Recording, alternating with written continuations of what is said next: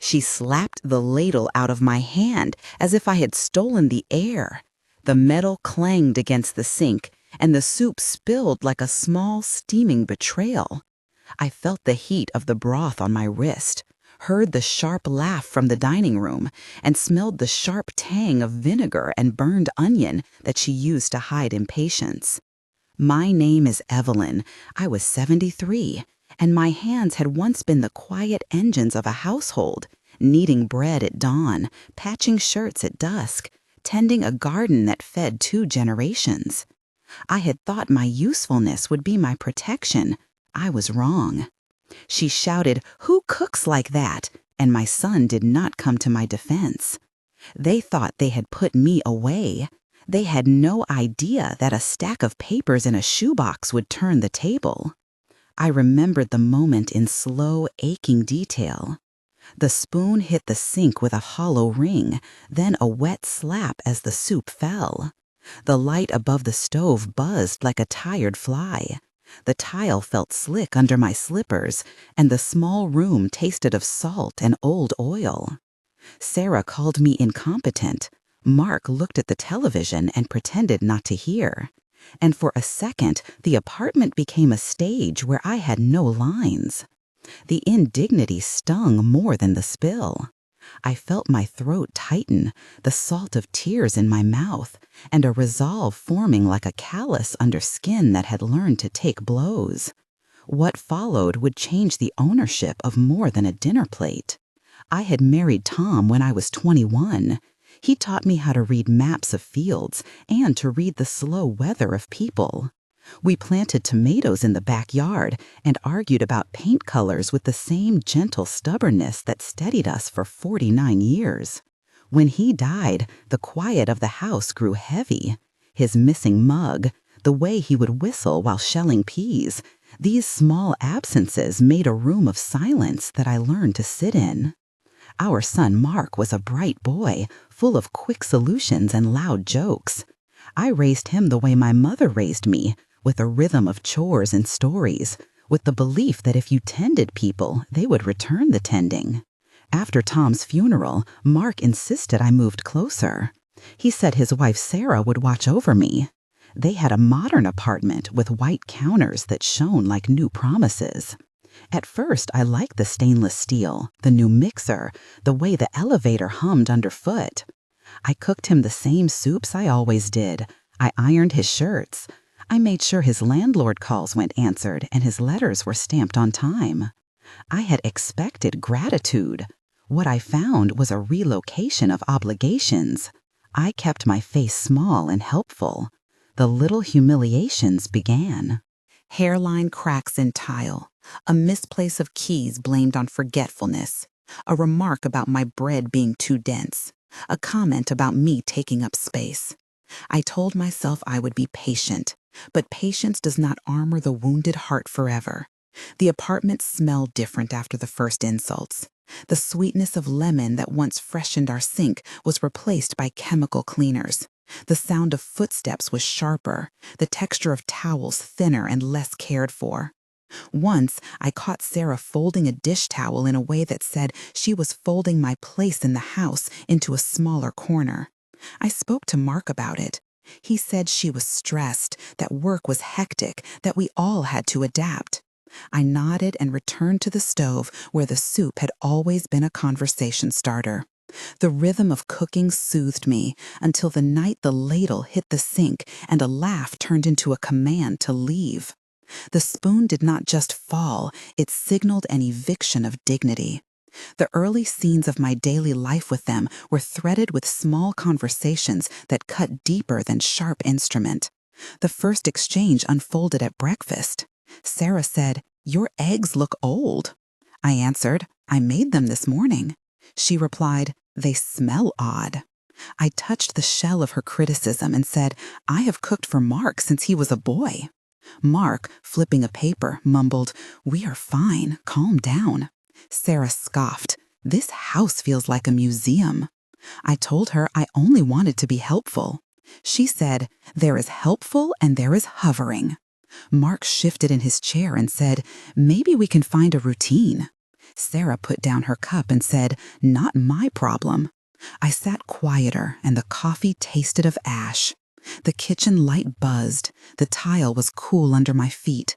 The clock ticked loud in that small space, like a witness counting offenses. On another afternoon, the dialogue sharpened into accusation. Sarah came into the laundry room and said, "You left the washer running all night." I said, "I was drying the rugs." She snapped, "Those rugs are a fire hazard." Mark glanced up from his phone and said, "Mom, we told you about the new machine." I answered, "I was used to the old one and did not notice." Sarah folded her arms and said, "I will show you." Mark rose and said, "She is stubborn sometimes, but we will help." Sarah pushed a basket of clothes toward me and said, "That will not change the smell." The soap she used smelled of lavender, so fake it stung like perfumed judgment. The kindness they offered was procedural. The warmth I remembered from my marriage had become a scheduled appliance. Then came the night that broke the pattern and forced me out of passive collection of slights into action. It was a small, stupid argument about soup consistency. Sarah had started, her voice tightening like a string. "Who cooks like that?" she asked aloud, as if it were a test I had failed. I answered with the old patience I was taught. "You taste for yourself and tell me." She flicked the spoon like a verdict and said, "You are ruining dinner." Mark looked at the television and then at me with the hesitation I had seen in him as a child when he wanted to have both ice cream and scolding. I moved to clear the pot and the ladle slipped. The clang, the laugh, her hand reaching and taking my arm to push me away. I felt a hot sting on my forearm from where her palm met skin. I tasted metal and soap, heard the TV swallow the moment, and saw Mark make the choice to stay silent.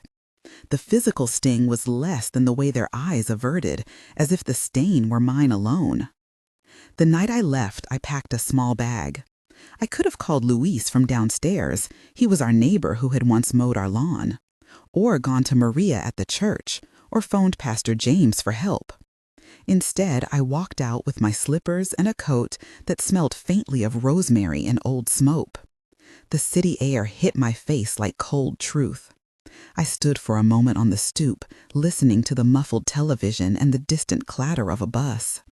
I felt the roughness of the coat under my palms and heard my own breath. Above me, the apartment lights blinked in patterns like a map I no longer read. I took my bag and went to a motel. At the motel, the bed smelled of perfume and stale shampoo. The fluorescent light hummed with a tired persistence. I sat on the edge and unfolded the shoebox I had taken in a rush, as if by accident. Inside were envelopes tied with a string that Tom had kept, a habit he had from a lifetime of holding receipts and birth certificates like a farmer keeps seeds. My fingers trembled as I lifted an envelope with his name in his steady script. The paper had a faint smell of cedar and old pipe tobacco.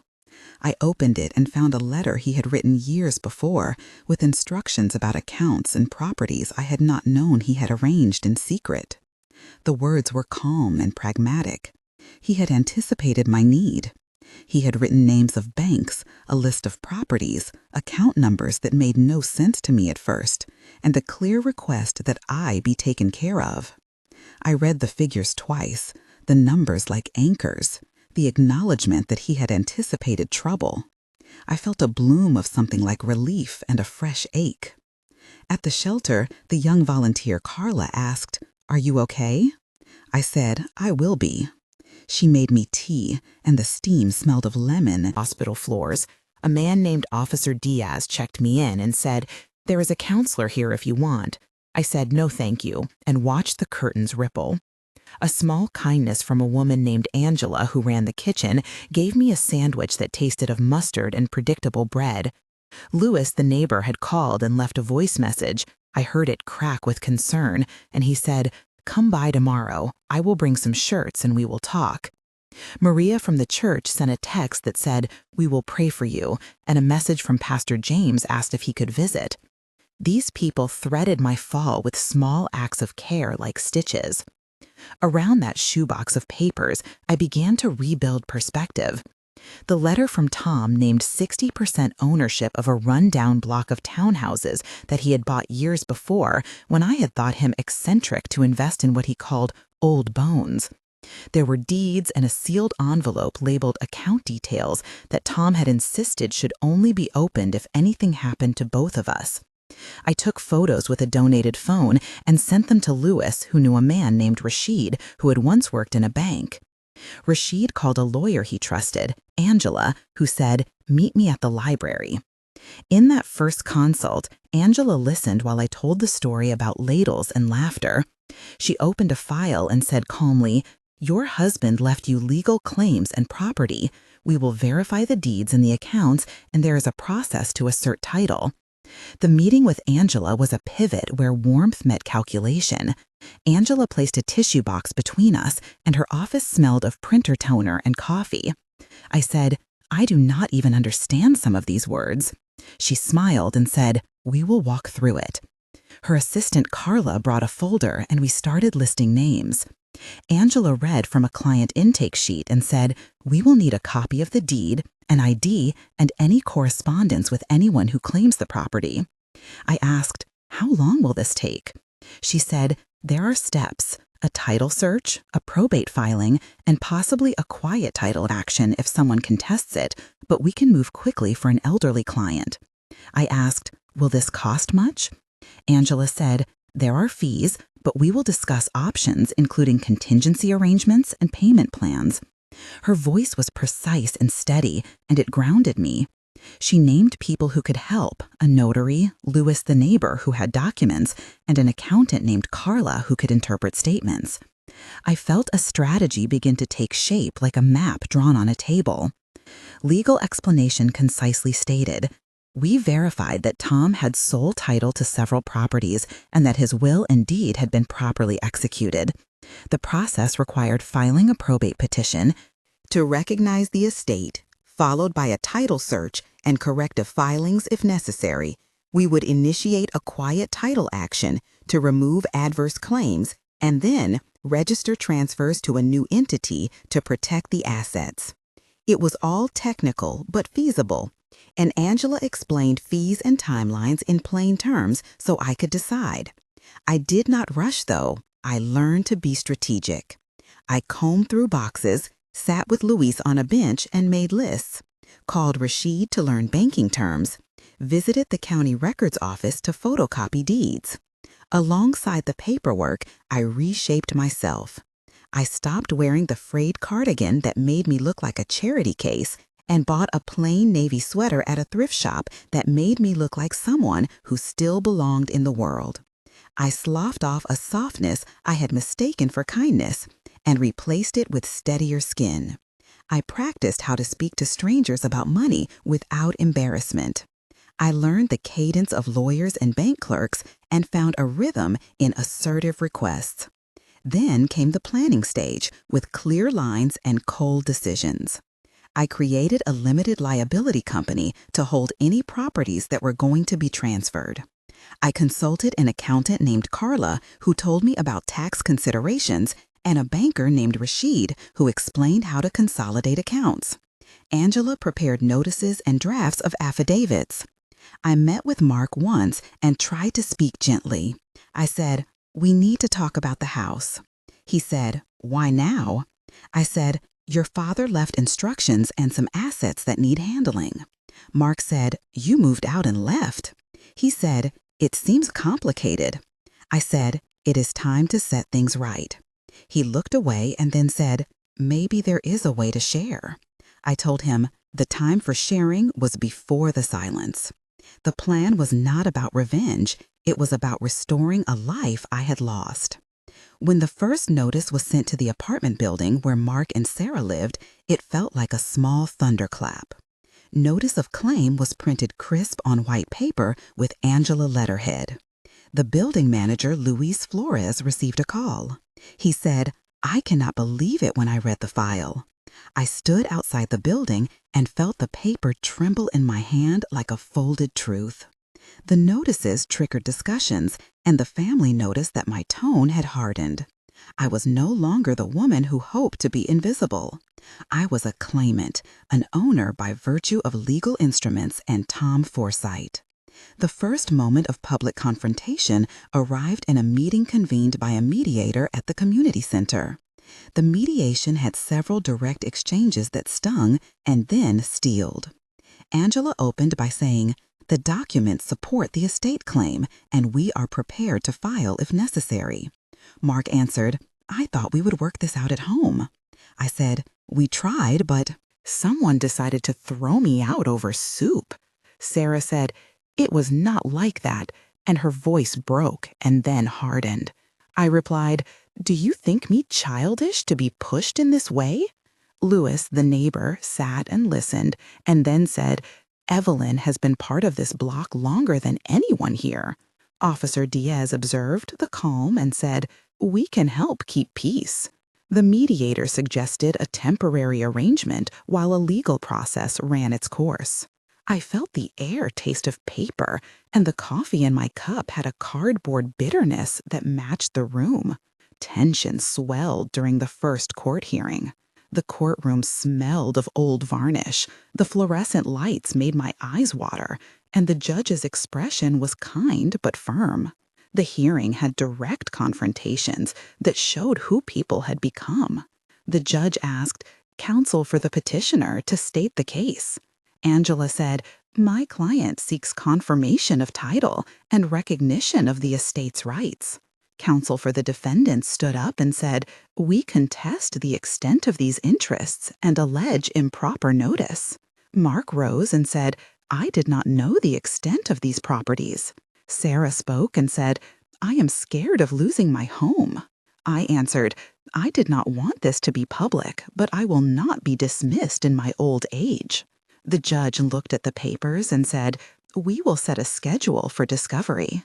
I felt a memory of Tom in my chest like weight and impetus and decided to push forward. Moment of tension. I stared at Mark from the witness chair and remembered him small and sticky-fingered at the kitchen cable, asking, "Why are you crying?" I told him it was nothing and tucked that memory into my sleeve like a talisman. The courtroom hummed with paperwork and the sterile smell of ink, and the clerk's stamp sounded like a gavel inside my ribs.